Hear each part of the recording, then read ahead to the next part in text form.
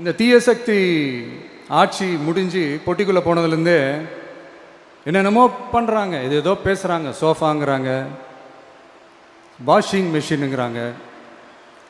இந்த அரசியல் வியாபாரம் பண்ணுறதுக்கான அந்த வெண்டிங் மெஷினே அவங்க தான். யார்? இந்த திமுக. இதில் நம்மளை பார்த்து வாஷிங் மிஷினுங்கிறாங்க. எலெக்ஷனில் ஓட்டுக்கு காசு கொடுக்குற அந்த கலாச்சாரத்தையே, அந்த கல்ச்சரை அடித்து நொறுக்கி இருக்கிறோம். எலெக்ஷன்லேயே அப்படி வேலை பார்த்தோம். நமக்கு எதுக்கு இந்த குதிரை, கழுதை, ஒட்டக பேரெல்லாம்? மக்களின் பக்கம் அப்படி இருக்கும்போது நமக்கு எதுக்கு இந்த பேரெல்லாம்?